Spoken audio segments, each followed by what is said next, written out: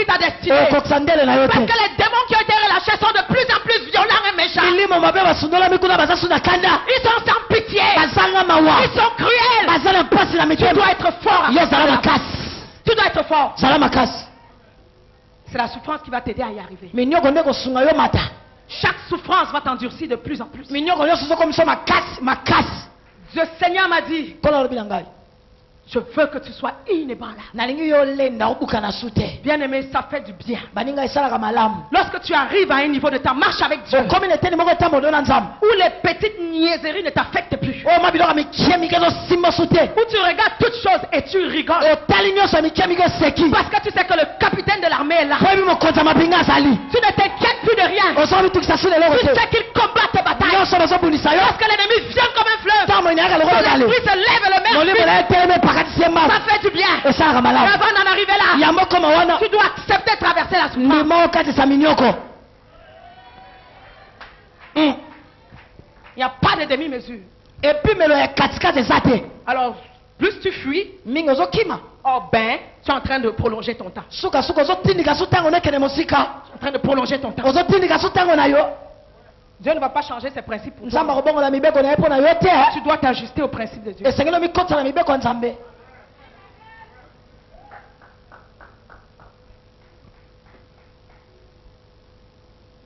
Il va nous rendre inébranlables. Alléluia. Amen. Dieu cherche des gens. Dieu cherche des gens qui vont accepter de souffrir, d'endurer des choses pour la gloire de son nom. Il a dit à Pharaon, je l'ai dit et je vais me répéter. Il a dit à Pharaon, si j'avais étendu ma main et que je t'avais frappé de mortalité, tu ne serais plus là. Mais je t'ai laissé subsister afin que tu vois ma puissance et que tu déclares mon nom. Et que tu déclares mon nom. Allons dans Jean chapitre 9.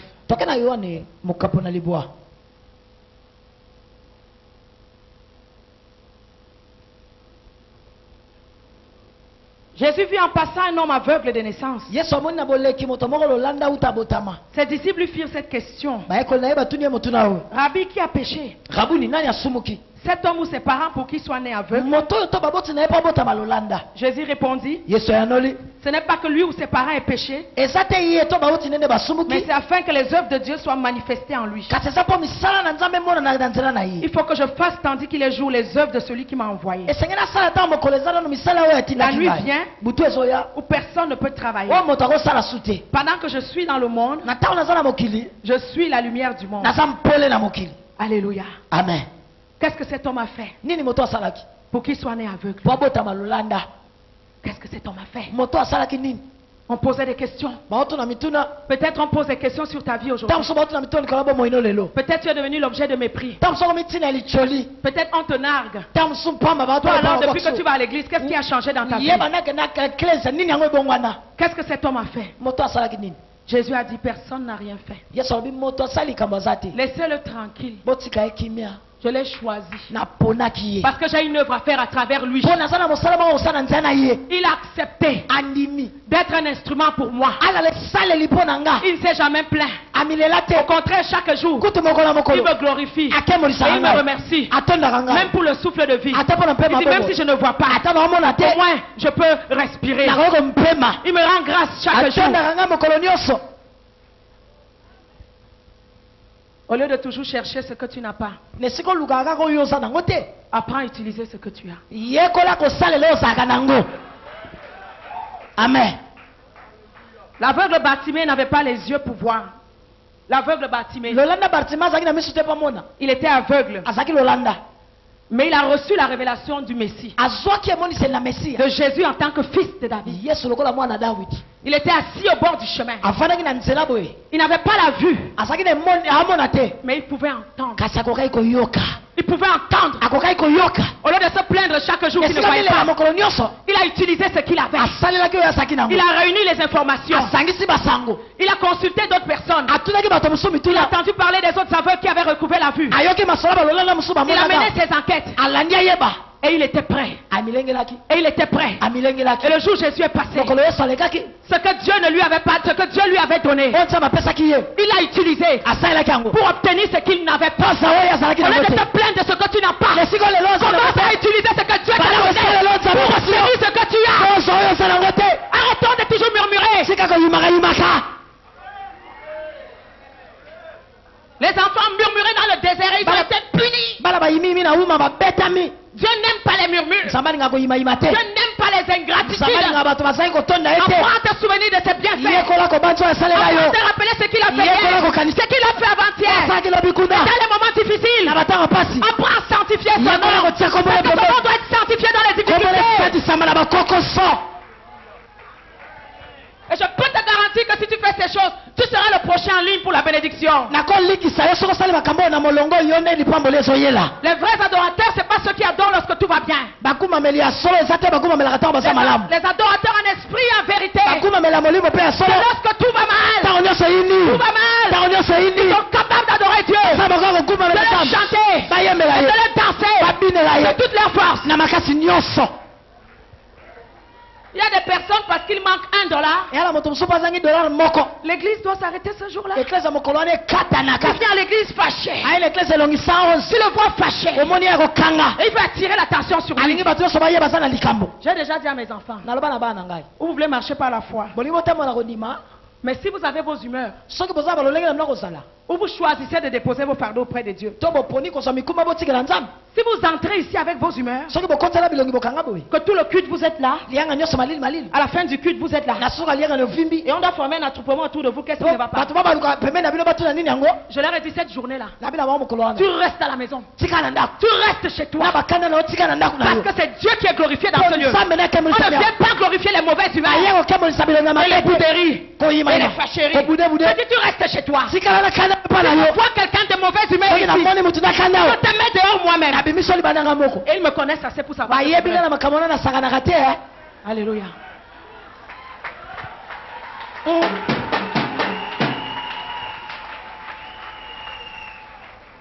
Oh oui. Pasteur vous a dit dimanche. On ne doit plus jouer avec Dieu. Ouais, les satanistes là, ils ne jouent pas avec les satans. Quand on leur donne les incantations, ils les mémorisent. Il sait que s'il manque un, on va le tabasser à mort. Ils ne jouent pas avec leur faux maître.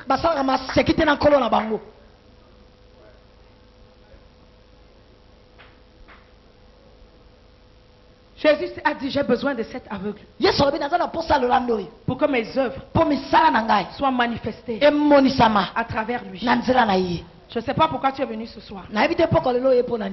Mais je sais que si tu dis à Dieu que tu es disposé et disponible et qu'il n'ait pas peur parce que tu acceptes d'être un instrument pour endurer ce qui demain va faire sa gloire et que tu es prêt pour cela, il va se révéler à toi.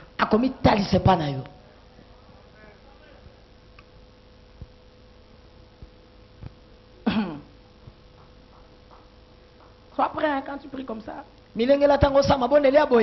J'ai une amie qui me dit souvent, il y a des prières que si tu ne veux pas les problèmes, ne va pas chercher.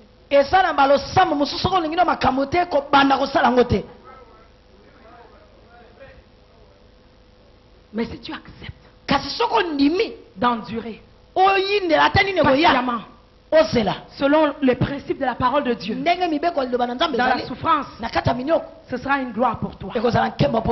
Allons dans 1 Pierre. On va voir les différentes facettes de la souffrance du juste. Bien aimé, je parle ce soir de la souffrance du juste. Hein? Je veux qu'on fasse la différence. Si tu allais voler et qu'on t'a tiré dessus, je ne parle pas de ça. Si tu allais chercher la femme de truand, on t'a versé de l'eau chaude, je ne parle pas de ça. Si tu allais voler dans un magasin, on t'a mené en prison, je ne parle pas de ça. Je parle de la souffrance qu'on endure à cause de Christ, à cause de notre engagement, à cause de notre service, à cause de notre sérieux. Je parle de la souffrance injuste. Que ça t'arrive, tu ne sais même pas. Tu ne comprends pas. Tu ne sais pas d'où ça vient. Ça te tombe dessus comme ça. Alléluia. Amen.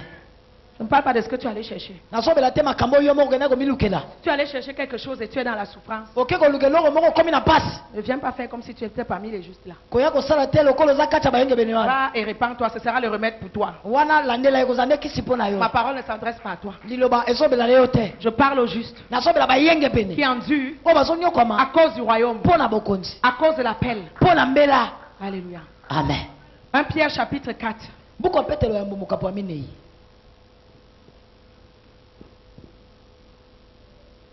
Je vais commencer au verset 1. Ainsi donc, Christ ayant souffert dans la chair, vous aussi, armez-vous de la même pensée. Car celui qui a souffert dans la chair en a fini avec le péché.